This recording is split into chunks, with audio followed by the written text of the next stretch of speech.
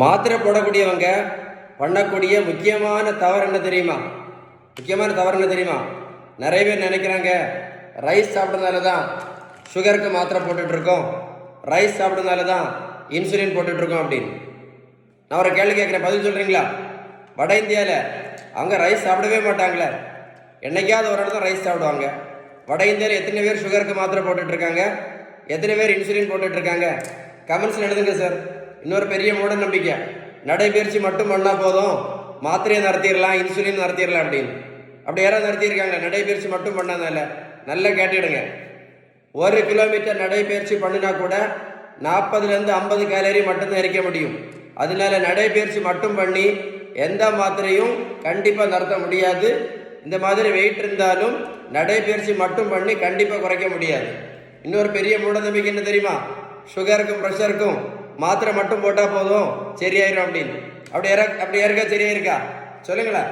இன்னொரு பெரிய மூட நம்பிக்கை, ஆவாரம்பூ, வெந்தயம், ஆவாரம்பூ ரொம்ப ஃபேமஸ், அப்படி தானே? இப்போ கொய்யா இலை, கிரீன் டீ, இப்போ மாங்காய் இலையும் ரொம்ப ஃபேமஸ் ஆகிட்டு இருக்கு, மாங்காய் இலை. அப்புறம் கருவேப்பிலை, கரிஞ்சீரகம், நெல்லிக்காய் ஜூஸ், நாவல் பழம், இதெல்லாம் முன்னாடியே ஃபேமஸ் தான். இதெல்லாம் நல்லது தான், இதெல்லாம் ஃபேமஸ் தான். நான் என்ன கேட்குறேன் அப்படின்னா, இதெல்லாம் சாப்பிட்டதுனால யாராவது சுகர் மாத்திரை நடத்துனாங்களா, இல்லை யாராவது ப்ரெஷர் மாத்திரை நடத்துனாங்களா, இல்லை யாராவது கெட்ட கொலஸ்ட்ரால் மாத்திரை நடத்துனாங்களா, இல்லை யாராவது இன்சுலின் நடத்தினாங்களா? சுகருக்கு ஒரே ஒரு மாத்திரை போட்டுட்டு இருந்த சுகர் பேஷண்ட் இப்போ 3 மாத்திரை போட்டுட்டு இருக்காங்களே. சுகருக்கு மாத்திரை மட்டும் போட்டுட்டு இருந்த பேஷண்ட்டு இப்போ இன்சுலின் சேர்த்து போட்டுட்டு இருக்காங்களே. வெந்தயம், கருவேப்பிலை, கரிஞ்சீரகம், கொய்யா இலை, மாங்காய் இலை, நாவல் பழம், இதெல்லாம் சாப்பிட்டு போறக்கூட. நல்லா கேட்டுக்கிடுங்க. ஓகே, மருத்துவத்தில் உள்ள ஸ்டாண்டர்ட் புத்தகம் ஹாரிசன். இந்த புத்தகம் என்ன சொல்ல தெரியுமா? சுகர், ப்ரெஷர், கெட்ட cholesterol, fatty liver, PCOD, PCOS, இது எல்லாத்துக்கும் அவங்க சொல்லக்கூடிய கரெக்ட் ட்ரீட்மெண்ட் பேலன்ஸ் டயட்டு மட்டும்தான்.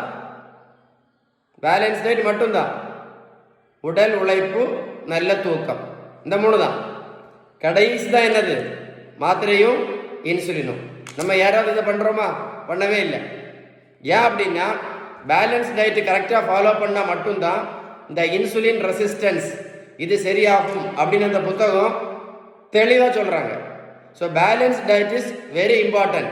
Balance diet is very very important. புரிஞ்சிருக்கோன்னு நினைக்கிறேன். பேலன்ஸ் டயட்டை பற்றி ஏதாவது டீட்டெயில்ஸ் வேணும் அப்படின்னா கமெண்ட்ஸில் GOOD குட்னு டைப் பண்ணுங்க, கண்டிப்பாக ரிப்ளை பண்ணுவேன். யாருக்காக ஹெல்ப் பண்ண விருப்பம் இருந்தால் இந்த வீடியோவை ஷேர் பண்ணுங்க. Okay, stay tune.